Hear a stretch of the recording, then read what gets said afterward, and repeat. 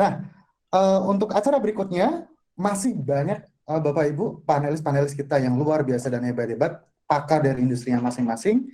Nah, kita akan langsung masuk ke sesi panelis yang pertama bersama Pak Ismail sebagai moderator. Nah, kepada Pak Ismail, waktu dan tempat saya persilahkan.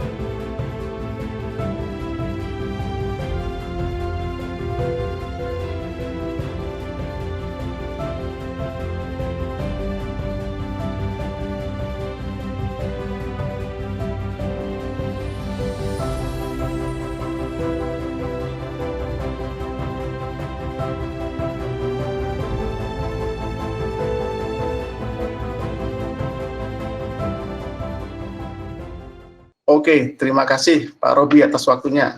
Dan terima kasih juga untuk para audiens serta panelis dari Google, ada Pak Dewan Montaser, dari Pegadaian ada Pak Suprianto, dan dari Arya Duta ada Pak Tovano, ya, yang sudah hadir. Dan tidak lupa juga terima kasih kepada Google dan Logitech yang telah membantu terselenggaranya acara ini. Gitu. Oke, mungkin slide saya boleh di-share dulu.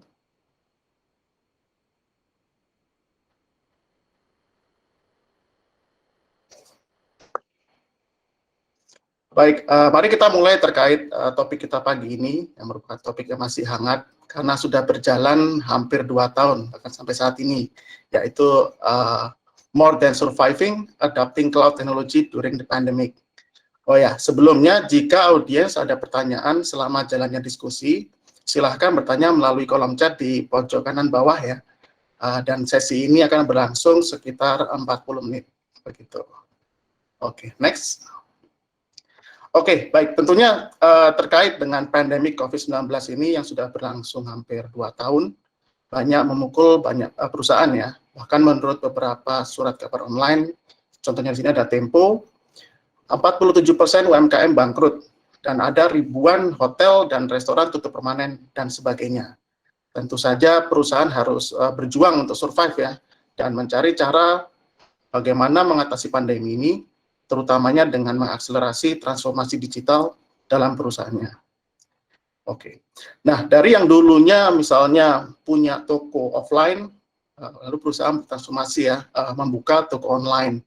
Ada yang dulunya transaksi menggunakan cash, didorong menjadi cashless. Ada juga menggunakan teknologi secara on-premise, lalu beralih ke cloud.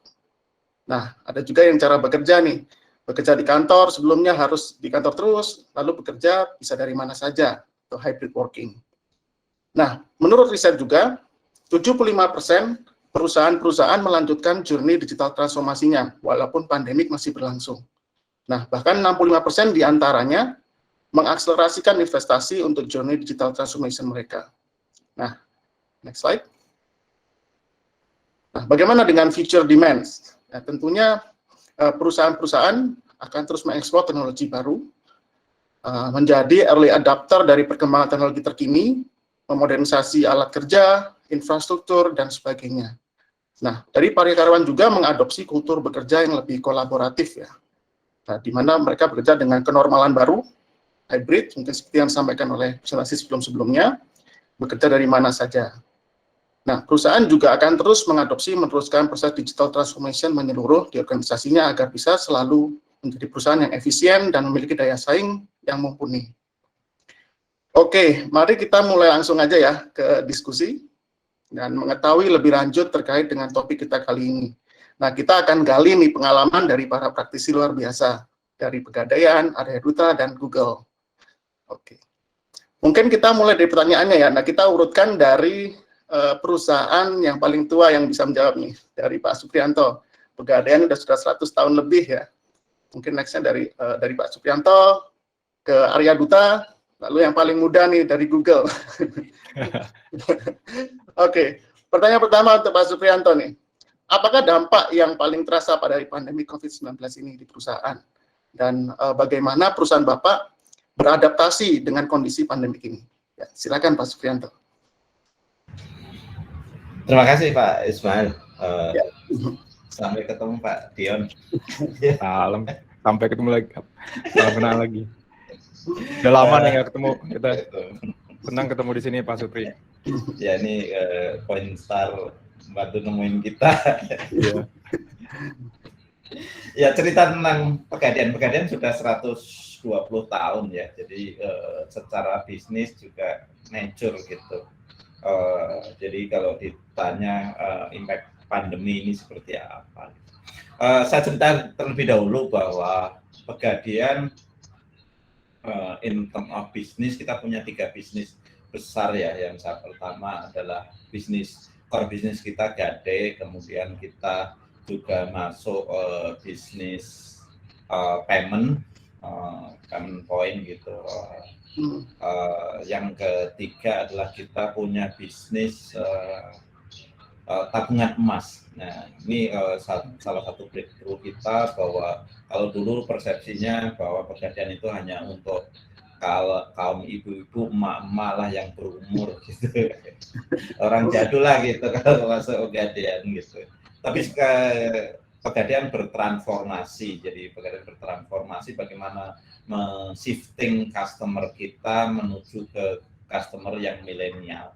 Jadi kita bertransformasi bagaimana melayani ke customer kita yang milenial ke sana. Jadi tadi kita punya produk punya tools semuanya, punya tools Pegadaian digital. Di sana seluruh transaksi kita bisa kita geser ke sana. Jadi kita Gade majority produk kita adalah sebenarnya Gade emas. Sehingga kita punya produk tabungan emas. Jadi turunannya dari Gade emas, turunannya adalah tabungan emas. Jadi Gade emas itu kita sudah menerapkan hybrid bisnis. Artinya bagaimana orang punya emas tapi bisa menggadekan, tidak perlu datang ke outletnya Pegadaian. Jadi kita melalui aplikasi Pegadaian digital, kita dengan produk Gade Express bekerja sama dengan transportasi online, nanti emasnya dijemput nyampe ke outlet kita, nanti tim officer kita akan callback, terus gadenya, uangnya ditransfer ke rekening kita. Jadi kita dari rumah bisa menggadekan emas kita. Itu orang yang sudah punya barang emas gitu, barang gitu. Bagaimana orang yang pengen, asumsinya kan kalau tadi orang yang membutuhkan uang langsung. Tapi bagaimana orang yang punya uang gitu, dilayani Pegadaian. Jadi kita punya produk Gade emas. Kita punya tabungan emas. Jadi kalau kita punya uang, kalau dulu saya biasa untuk nabung dalam bentuk emas, saya simpan di rumah gitu. Kalau udah mulai banyak, kita harus nyewa satu tempat SDB atau apa, kita simpan di sana. Tapi dengan transformasinya Pegadaian, kita punya produk digital tabungan emas. Kita nabung bisa mulai dari 10.000 gitu. Kita punya uang sisa jajan gitu, kita tabung 10.000, kita tabung jadi emas gitu. Kalau emasnya kita simpenin, terus kalau ada kebutuhan mendadak dan kita butuh uang, ada 2 pilihan, kita bisa langsung jual melalui aplikasi juga, atau kita kalau kadang kita sayang ya dijual padahal kita butuh uangnya cuma beberapa hari, kita bisa Gade tabungan emas. Jadi kita langsung gadekan melalui aplikasi juga. Jadi full online. Nah, terobosan bisnis tersebut itu terjadi di saat pandemi kita. Jadi kalau dulu kita semua berpikir konvensional datang ke outlet, kita lahirkan produk-produk baru yang di saat pandemi ini. hal lain yang kita lahirkan di saat pandemi adalah kita punya digital lending. Jadi digital lending itu pinjaman based on invoicing. Jadi kalau kita punya project kemudian tagihannya belum cair, kita bisa gadekan ke Pegadaian. Based on semua kita layani bisa secara elektronik, jadi semua di-upload segala macam, nanti tim kita akan verify dan kita checking dengan analytics scoring gitu. Oh ini company-nya oke kok gitu. Kita bisa cairin secara online. Jadi kondisi pandemi ini kita melahirkan produk-produk baru yang inovatif, yang sesuai dengan kekinian, dan tentunya kita harus kreatif lah gitu dengan bisnis yang baru. Nah, kolaborasi terus catatan kalau bagaimana impact tim IT untuk mendukung melahirkan bisnis-bisnis baru tersebut. Nah, IT harus punya tools kolaborasi. Nah, ini Mas Dion nih yang mengocok-kocokin Pegadaian untuk pakai Google kolaborasinya, Google Workspace-nya. Jadi kita pakai Google Workspace untuk kolaborasi. Jadi kita ukur waktu itu kita ditanya sebenarnya, alhamdulillahnya sebelumnya Pegadaian sudah engage dengan tools Google Workspace ini sebelum pandemi. Jadi di awal-awal kita memang sangat khawatir gimana ya men-shifting organisasi yang sudah 120 tahun ini untuk pindah ke digital. Di awal-awal memang agak serat ke utilisasi dari Google Workspace kita juga masih sedikit gitu. Tapi begitu pandemi kita di push karena demand pandemi ya. Itu jadi kita sudah siap. Jadi kita sudah siap untuk remote working gitu. Jadi kita kolaborasinya pakai Google Workspace, kemudian kita untuk masuk ke private network, kita juga sudah siap dengan VPN. Jadi tools VPN kita sudah siap juga saat itu. Jadi kita begitu pandemi sebenarnya Pegadaian sangat ready untuk work from home. 100% seperti orang kantor pusat waktu itu work from home dengan tools yang kita punya. Kesana Mas Ismail. Siap Pak Supri, wah luar biasa sekali Pak. Bisa juga nanti invest emas ya Pak ya, nggak usah ditaruh di bantal lagi ya Pak ya. Ya saya udah download juga Pak Pegadaian Digital Pak. Silahkan nabung di tabungan emas dan nanti banyak transaksi yang bisa di sana. Kita payment point juga ada di sana, segala macam lah ke tabungan emas bisa. Kita kolaborasi dengan BRI, BNI, kita punya tabungan GCash istilah kita, cash integrasi dengan virtual account-nya bank. Jadi kita tidak punya, kita bukan bank tapi bisa nyairin uang di aplikasi kita. Oke. Wah, nasib Bapak. Baik. Terima kasih Pak Supriyanto. Nah, mungkin kita beralih ke Pak Tovano nih, Pak Tovano. Nah, pertanyaan yang sama, Pak. Mungkin juga Pak Tovano juga bagian dari industri yang sangat terpukul ya, Pak, oleh pandemi. Nah, benar banget, Pak Ismail. Thank you, Pak. Selamat pagi semuanya. Salam kenal, saya Tovano dari Arduta Hotel. Jadi kalau ditanya apakah dampak pandemik di sisi industri hotel, seperti yang tadi udah dijelaskan oleh Pak Ismail, ya dampaknya besar sekali. Kita total ada 10 hotel dan 7 hotelnya kita tutup semua sampai akhir 2020. Nah, beruntungnya kalau kita ngomongin transformation cloud, kita mulai 2015 akhir kita udah kerjasama sama Pointstar. Jadi untuk email sendiri kita udah pindah ke, dulu itu mungkin namanya masih Google Suite ya, kalau sekarang kan udah Google Workspace. Kita udah pindah ke Google Suite. Jadi dari sisi karyawan untuk kerja pun lebih apa ya? Lebih gampang, bisa dari rumah tanpa perlu harus datang ke kantor, dan di head office sendiri kita 100% work from home. Jadi tidak ada 50-50. Jadi mulai awal pandemi sampai kemarin pertengahan 2021 100% kita work from home. Jadi kalau ditanya dampaknya dari sisi ekonomi, dampaknya besar sekali. Mungkin sampai sekarang pun kita masih belum bisa kembali ke poin awal atau poin standarnya kita lah sebagai industri hotel. Tapi kalau dari sisi transformation digital, kita udah mulai bergerak dari 2015 akhir, perpindahan email kami dari on-premise, yang sebelumnya on-premise, kita pindahin ke Google Workspace. Dan untuk sistem kita sendiri, mulai 2017 itu kita udah mulai perlahan-lahan, kita pindah dari on-premise juga, kita pindah ke cloud juga. Itu sih Pak Ismail. Baik Pak Tuhan, terima kasih atas insight-nya Pak ya. Semoga industri hotel kembali seperti semula dan lebih sukses lagi. Terima kasih Pak. Mohon dukungannya teman-teman juga kalau weekend bisa menginap di hotel Pak. Siap Pak. Oke, mungkin ini pertanyaan berikutnya nih yang paling mudah nih Pak ya. Untuk Google. Paling mudah di Indonesia. Mungkin mau tanya mengenai isu-isu ini Pak ya. Jadi yang isu-isu yang dihadapi oleh Arya Duta dan Pegadaian, ini apakah dihadapi oleh industri-industri lain Pak?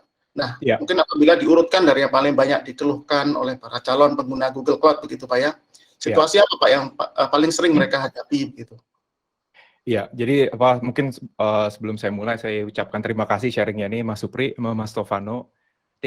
Pegadaian dan Arya Duta adalah dua perusahaan yang inovatif ya. Jadi mungkin kalau saya lihat dulu dari sisi makronya dulu ya. Jadi memang pandemik ini mengakselerasi perubahan. Jadi kalau lihat data, kan Google baru keluarin data tuh ekonomi Southeast Asia 2021. Dari data bisa terlihat bahwa pre-pandemic dan sekarang itu kan memang internet user-nya tumbuh signifikan ya. Tapi kalau dilihat lagi, balik lagi tadi pertanyaannya kan ya, industri apa yang paling impact? Tentunya memang industri yang berhubungan dengan konsumen gitu ya. Salah satunya pegadaian. Gitu.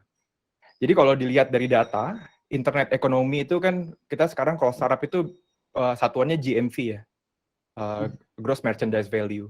Itu terjadi pertumbuhan dari 47 billion US dollar ke 70 di tahun 2021 yang lalu.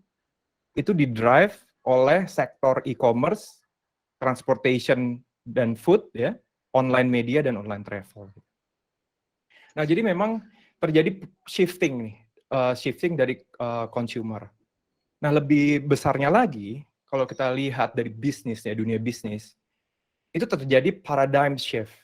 Dari yang sebelumnya itu product centric, ke sekarang itu customer centric gitu ya.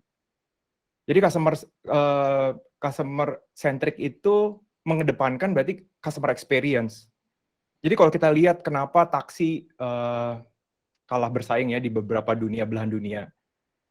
Tidak semua, tapi majority itu misalnya dengan online transportation. Karena sebenarnya si usernya sendiri itu merasa ada fair control, terus keterbatasan lokasi gitu ya. Jadi lebih di-drive oleh user experience dan usernya punya pilihan lain. Gitu. Jadi sekarang perusahaan yang tidak customer centric itu adalah perusahaan yang akan mendapatkan biggest threat dari perubahan ini gitu ya. Jadi mau nggak mau perusahaan harus merubah, mengedepankan inovasi untuk customer experience, customer centric. Itulah yang saat ini kalau saya perhatikan sudah dilakukan oleh Pegadaian dan Arya Duta gitu ya. Nah, untuk mengedepankan inovasi itu tidak mudah karena berhubungan dengan talent, environment perusahaannya, strateginya. Jadi paling dasar itu harus ada perubahan culture. Perubahan culture, karena menyangkut behavior daripada people-nya, itu harus didukung dengan tools, gitu ya. Karena culture itu memiliki direct impact kepada employee willingness untuk melakukan inovasi. Ini ada penelitiannya, gitu ya. Jadi culture punya direct impact ke inovasi. Dan untuk melakukan inovasi harus didukung sama tools. Nah, tools ini tidak bisa hanya, oke, kita pakai tools. So sekarang kita pakai tools yang memang bisa tadi kalau kita bilang kolaborasi, I will come to that gitu ya. Tapi ternyata the way of working-nya masih cara lama gitu ya. Jadi tools juga harus tools yang bukan tools baru tapi cara lama gitu. Tapi tools baru dengan cara yang baru, cara yang inovatif. Nah, salah satunya adalah kalau kita lihat tadi kita ngomongin kolaborasi dari tadi, ada penelitiannya, Peter Senge ya, kalau mungkin tahu ya, bukunya Fifth Discipline, salah satu guru dari strategic management. Dia bilang bahwa kolaborasi itu, jadi untuk melakukan kolaborasi itu IQ group kolektif itu akan meningkat sebanyak 30% setidaknya gitu. Sehingga di dunia bisnis itu sekarang bukan hanya ada IQ, dulu kan ada IQ, EQ, sekarang ada lagi satu tambahan, namanya CQ. CQ itu adalah Collaboration Intelligence Quotients gitu ya. Nah, untuk melakukan kolaborasi itu tidak bisa setengah-setengah. Jadi kalau tools-nya itu memberikan opsi seseorang untuk taruh filenya itu di on-prem dan boleh taruh di on-prem atau di cloud gitu ya, maka orang behavior-nya akan ya udah saya mah sendiri aja gitu ya. Sehingga tools itu harus memang yang memaksa semua orang berkolaborasi gitu ya. Nah itu pentingnya karena tools itu yang akan mendrive the new behavior oleh people gitu ya. Nah new behavior ini harus didukung oleh manajemen dan itu akan mendrive seluruh perubahan. Nah makanya kalau saya selama 2 tahun dari 2019 di Google Cloud handle 2 segmentasi besar ya. Kita sebut sebagai digital native. Saya pernah handle digital native dan yang perusahaan incumbent ya tradisional. Kalau digital native memang mereka sudah born in the cloud. Jadi bisnis dan inovasi dan digitalisasi itu udah menjadi satu persamaan. Nah sekarang challenge-nya adalah bagaimana incumbent bisa beradaptasi terhadap perubahan dan mengikuti dan tetap tadi customer experience gitu ya. Nah, jadi ada 2 hal tadi dari sisi tools-nya, kedua simbol juga gitu ya, simbol perubahan. Nah, Google Cloud dan Google Tools dengan membawa nama Google karena kita sebagai part of tools-nya Google itu juga menjadi simbol dari perubahan yang dibawa oleh perusahaan yang dikedepankan oleh para leadership yang ingin berubah dan culture-nya gitu ya. Nah, itu akan efektif. Gitu ya. Jadi mungkin tadi sebagai penutup gitu ya. Jadi memang hampir semua mengalami disruption gitu ya. Karena terjadi perubahan consumer behavior. Tapi tadi ini justru menjadi opportunity dan opportunity baru ya dan suatu kesempatan untuk membuka pasar baru ya bagi perusahaan-perusahaan lama, tapi mereka harus unlock tersebut dengan melakukan tadi perubahan the way of working gitu ya. Nah, cloud menjawab itu. Terutama tadi kalau kita lihat dari tools-nya juga bukan hanya Google Workspace tapi cloud technology ya, dengan spectrum offerings jadi membuat eksperimen tadi bisa dilakukan tanpa biaya besar gitu. Jadi kapan saja dan bisa dilakukan eksperimen dengan lebih relatif murah gitu ya. Itu sih yang saya lihat di market ya, tren yang terjadi saat ini dan kesempatan yang bisa diambil di kemudian hari. Mas Ismail. Ya, terima kasih Pak Deon atas insight-nya, luar biasa sekali. Mungkin ada pertanyaan juga dari Pak Riri Daud ya. Pak Riri Daud, silahkan open mic, boleh Pak Riri. Ditujukan ke siapa pertanyaannya?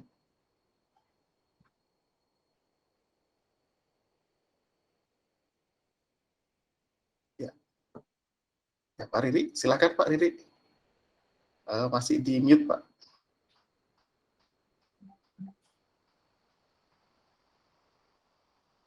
Oke, sepertinya Pak Riri belum mengajukan pertanyaan ya. Mungkin kita lanjutkan ke pertanyaan selanjutnya ya. Oke, mungkin ke Pak Supriyanto kembali. Nih, jadi mungkin sedikit ya, mungkin tadi Pak Supriyanto sudah menjelaskan sedikit bagaimana perusahaan Pegadaian berkolaborasi juga ya dan dipaksa untuk bertransformasi atau berkolaborasi lebih lagi daripada sebelum pandemi.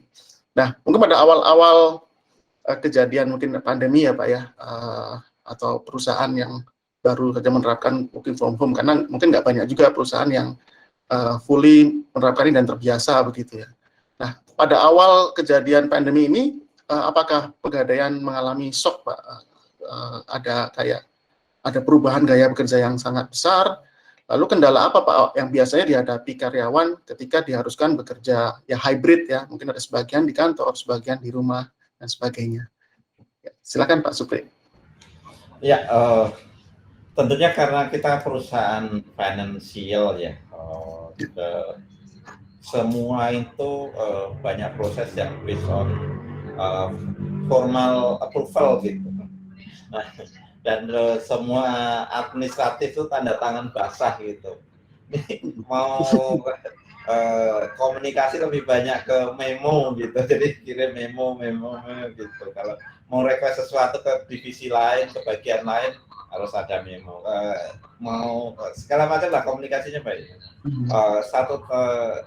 Itu satu tantangan kita di awal-awal pandemi. Jadi setelah kita diharuskan work from home dan target bisnis kan nggak direvisi sebenarnya.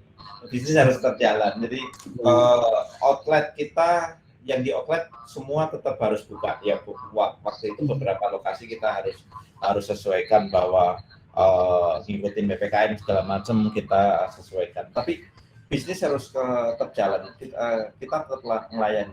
Produk harus kita tetap lahirkan.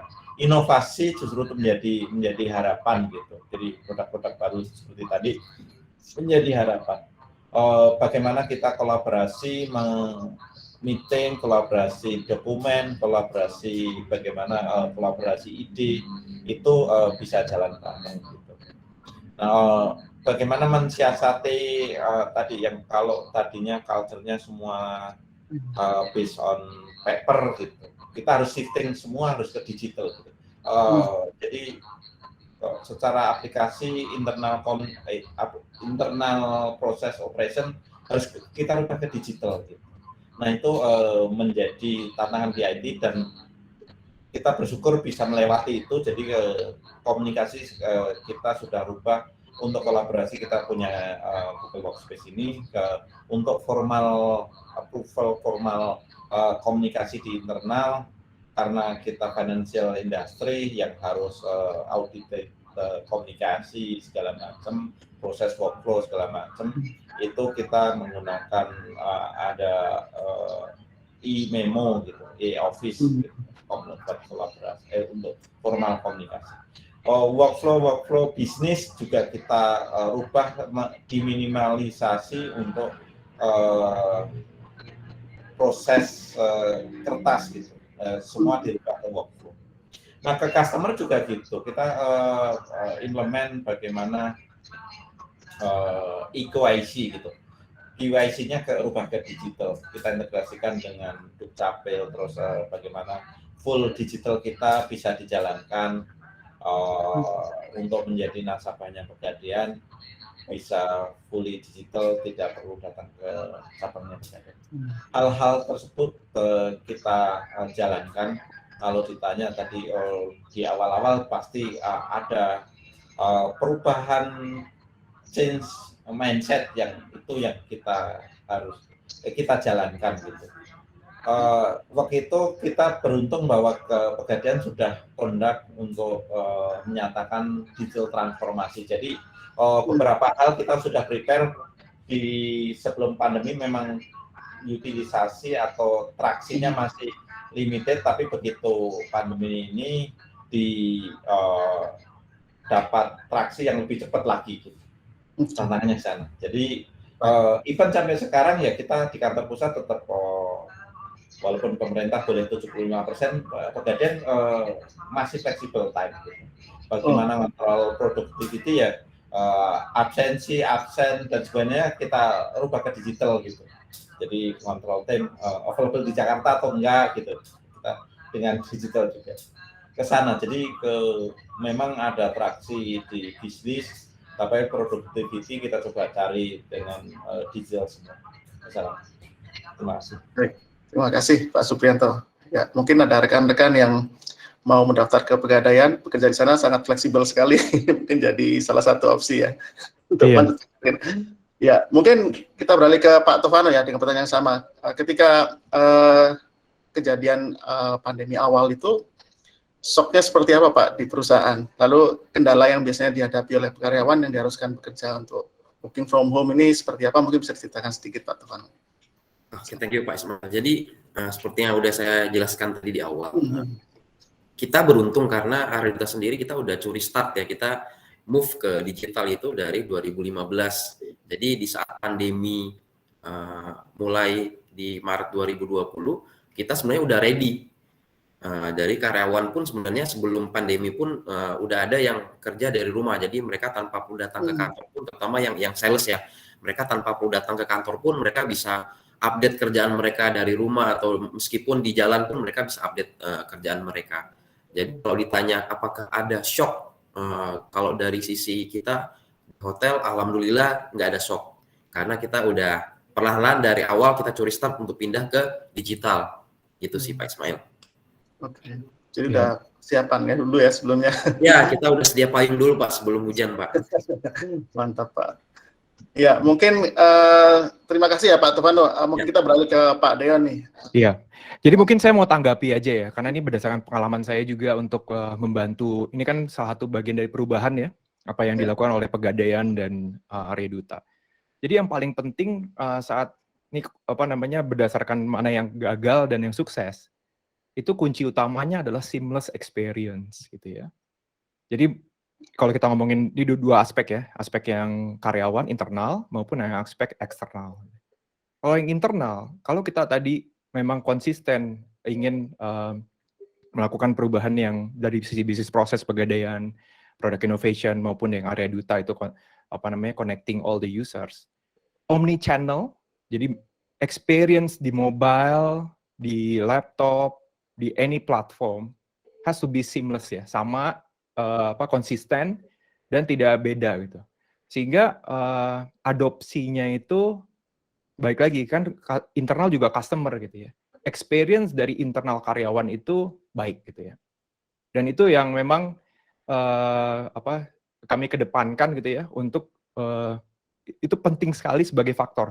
Karena kalau misalnya tadi ya bisa aja kan, kita pakai multiple messaging, kalender, atau yang lain misalnya untuk internal pakai multiple provider. Dan itu tidak integrated, dan ada yang mungkin kompatibelnya itu di platform on-prem, di cloud-nya beda feeling-nya gitu ya.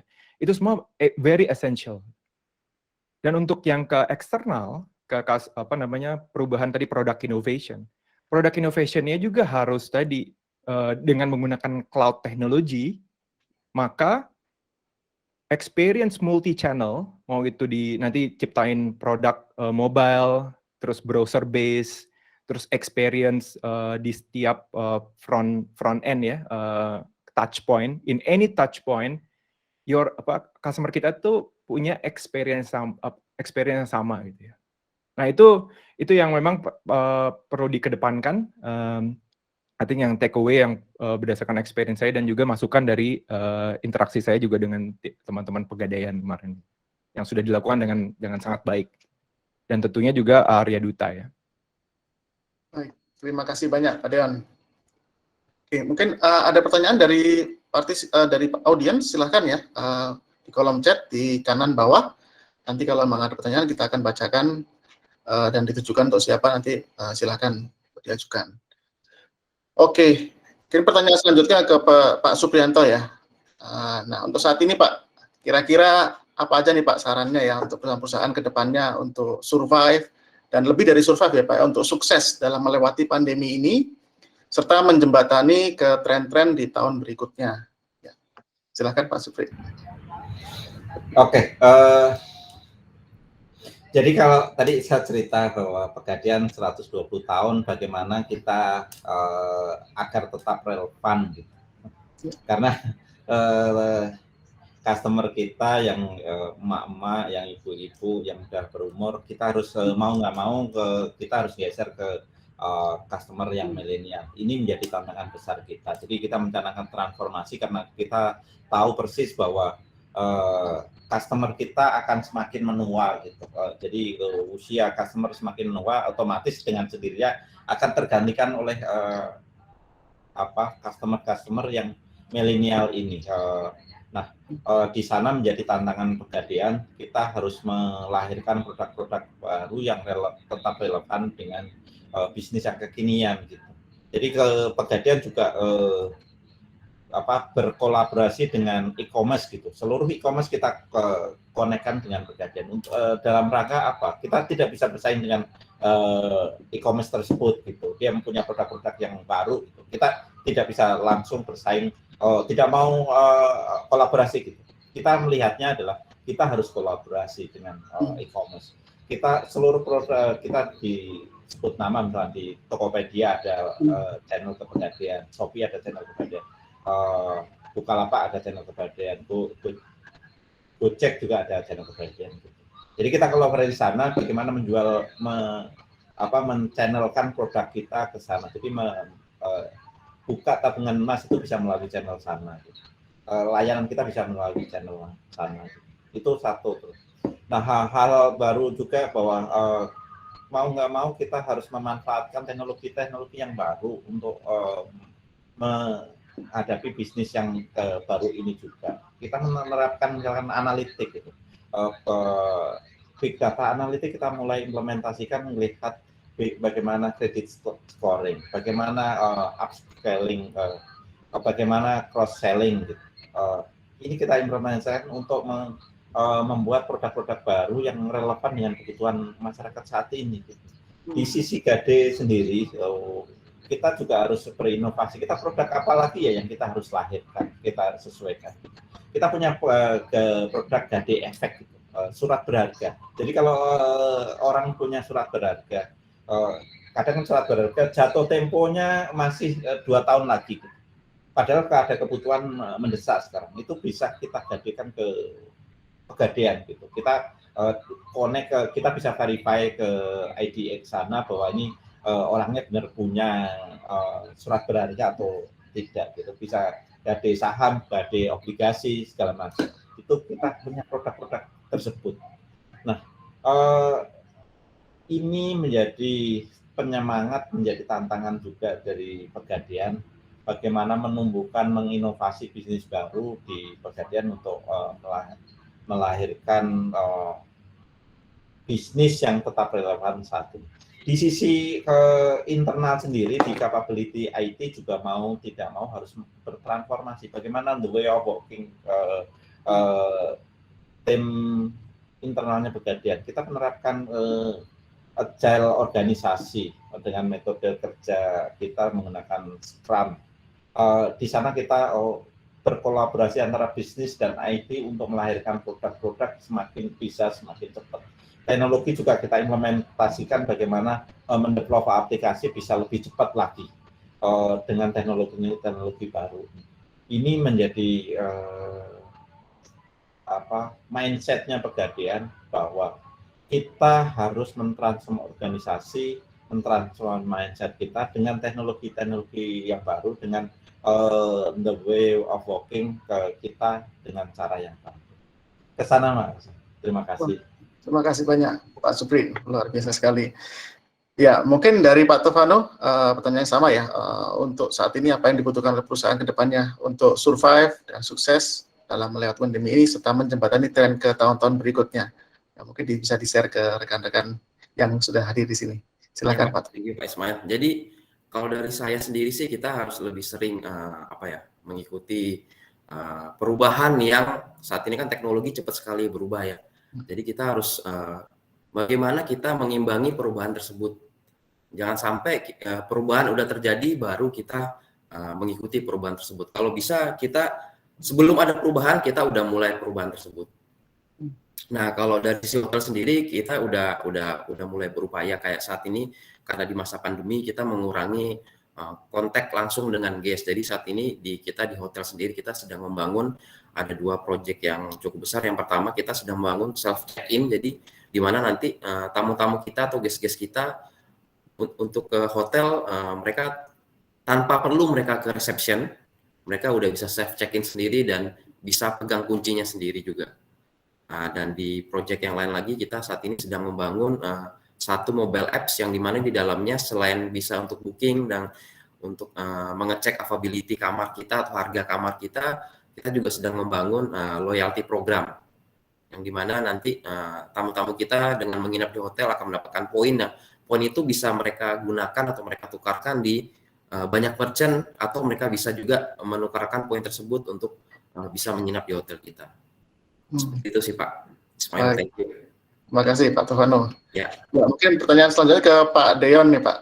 Ya, untuk kedepannya nih Pak Deon, kira-kira apa pengembangan yang akan dilakukan oleh Google nih Pak, menjawab tantangan kebutuhan para industri yang berbeda ini? Ya, silakan. Jadi kembali lagi let's focus on the opportunity apa yang ada di depan kita gitu ya. Jadi hampir semua research, jadi kalau mau lihat research-nya dari Google dengan Bain dan Temasek, e-economy bisa diambil itu ya. Jadi sampai 2025 itu huge internet ekonomi di depan kita yang kita siap untuk ambil gitu ya. Jadi tadi asalkan company tadi dari Pegadaian udah punya agile mindset, udah adopt ada Arya Duta, ada adopt innovation culture.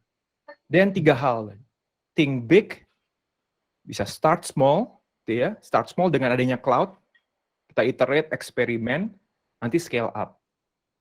Google Cloud akan provide, ibaratnya put it our platform cloud itu sebagai kitchen gitu ya. Jadi konsep of this new modern kitchen, di mana kalau dulu itu you need to invest right on all the kitchen appliance.